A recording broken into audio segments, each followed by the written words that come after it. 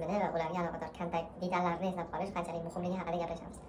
Nima uchun ular muhim? Chunki siz odamlarning ismini eslab qolganingizda va o'shani keyingi safar suhbatda foydalanayotganingizda u odam biladi, что siz ularning ismini eslab qolishga harakat qildingiz va vaqtingizni sarfladingiz va bu ularga o'ziga ishonchini va o'zini kerakli deb bilish hissiyotini oshiradi. Misol uchun, men qachon o'zimga kerakli hissiyotim oshadi, qachonki sizlar kommentariyada support qilsanglar yoki podpisligim oshsa, chunki men o'ylayman, men kerak odam ekanman, meni videolarim kimgadir yoqyapti, shuncha yashab tursam bo'lar ekan deb o'ylayman. Bular ham desa kerak. Misol uchun siz ismini eslab qoladigan bo'lsangiz, men sizni tanishdim, siz bilan ertasiga, "Palonchi, qalaysiz? Kecha mana haqida gapirishdik, qalay ketyapti, yaxshimi o'zi?" desam, siz o'ylaysiz, ismini eslab qoldi, и нормальный aytib berdi. Ya'ni agar siz ismini eslab qoldingiz, ertasiga esdan chiqarib boshqasi aytib yuborsangiz, misol uchun, ismi Jamshid bo'ladigan bo'lsa, "Ha, Shavkat" deb yuborishingiz shuncha yaqinliklarni uzoqlashtirib olasiz. O'sha hafsalasi tushib ketadi odam sizdan. Chunki bu juda moddiy holat.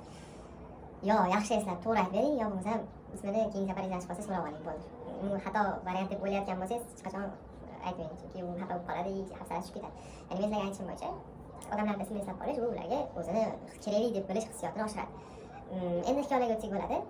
Bitta oila bo'lgan va ularning hammasi o'sha avtohalokatlarda o'lib ketgan bitta Jim Farley degan odam qolgan. U yoshligidan odamlarning ismini eslab qolish va o'sha gaplashayotganda o'shalardan foydalanish muhimligini bilgan va katta bo'lib biznesmen bo'lib ketgan, ya'ni salesman bo'lib ketgan, sotuvchi bo'lib. Va uni biznesi yuravergan, chunki u o'sha har bitta gaplashgan odamlarni ismlarini eslab qolgan va oxir-oqibat 30 mingtadan ortiq email va ismlar miyasida saqlangan. Ya'ni o'sha o'z miyasidan olib chiqib, nimadir e'lon qilish kerak bo'lsa, hammasini yozib, shu orqali tanilgan.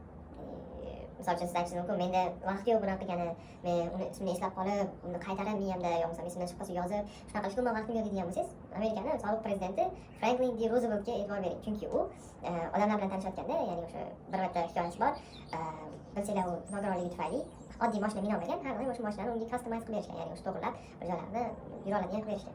Va o'sha bir bitta kompaniyadan odam chaqirishganda va o'sha Franklin uni alohida ismini e'tirof etib, uni qilgan ishlarini aytib, hamma bilan odamlarni atrofida to'plab, xullas o'sha odamga alohida email ham jo'natgan, ya'ni xat jo'natgan. Email qayta xat jo'natib, ismlarini yozib, alohida e'tirof qilgan. Bu o'sha odam faqat u bilan emas, boshqalar bilan ham biznes munosabat qilayotganda hammasiga ismlarini eslab qolib, ismlari bilan murojaat qilgan. Siz u men oddiy odam buni qilmasak uyat, chunki prezident qilib yotibdi. Xo'p, yana har xil, ya'ni misol uchun Napoleon 3-chi ham bu shunaqa taktikadan foydalangan, ya'ni hamma o'zining tanishlarini ismlarini eslab qolgan. Va agar eslab qololmasa, yo bo'lmasa ismi qiyin bo'ladigan bo'lsa, o'zidan o'sha payt so'rab olgan, misol uchun ismini nima? degan bo'lsa, voy nimaydi, yozlarni to'plang deb yozib oladi, yo bo'lmasam bir-ikki o'ziga qaytarib, keyingi safar o'sha bilan murojaat qiladi.